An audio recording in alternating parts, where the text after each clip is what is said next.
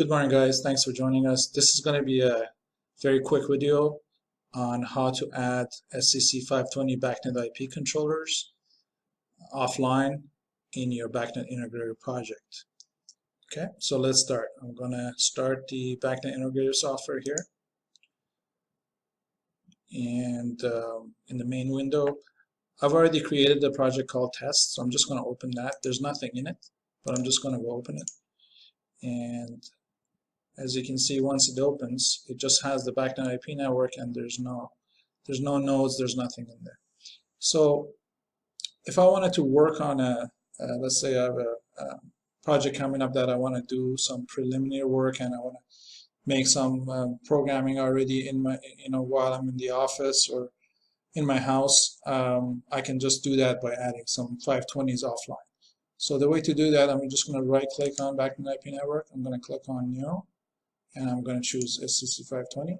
So that puts a new 520 here. Just so we can see it better, I'm just going to open up the whole the main window here. So you can see the SCC 520 is there. It has no status because it's basically it's been created offline. They haven't connected to the network. It's just running off the laptop with no connection. Okay, so first thing I want to do is I'm just going to call it EF-1 controller, for example, because I know I'm going to load a exhaust fan program into it. And then I can just right click on there. Once I'm done renaming it, I can go into my Catalyst programming environment, and I can program as if I was connected to a live controller. The only difference is I won't see any live values, but I can fully deploy the program and the blocks and everything into my database. And as you can see, we're back in the Catalyst environment, so I can choose from a great number of blocks and form my program. For quickness, I've created a simple program already, and I saved it into my PC, so I'm just going to call that up. I call it simple exhaust fan.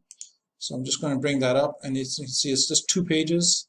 I have basically a binary output. It's BO1, and then I have temperature coming in as AI1 and a simple set point, and these are all BACnet points.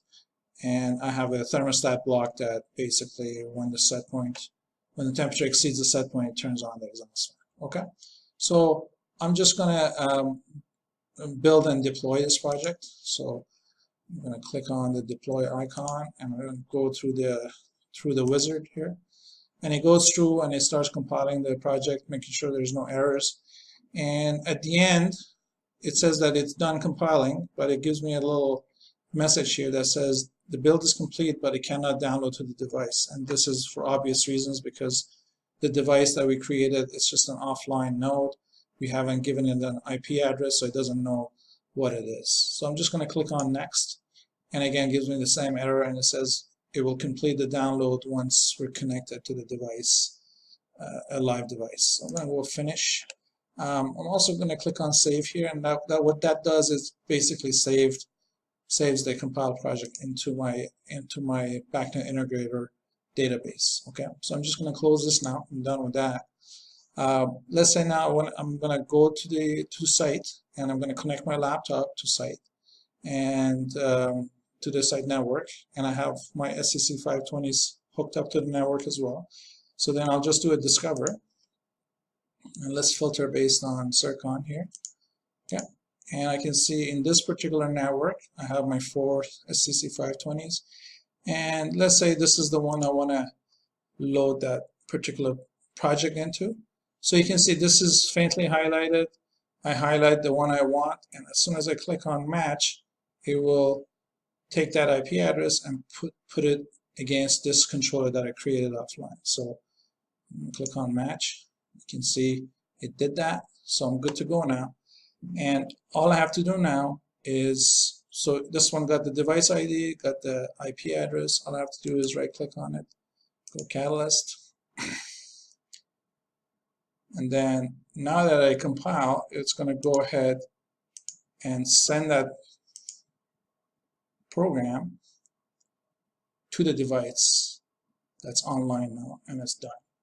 So I'm going to close it, and if I go here in my controller and double click on it, you'll see that it brings me all the live data, and I'm done. So quick video. Please drop us a line, send me an email, let me know if you have questions. I'll be happy to make new videos or answer any other questions you have. Thank you.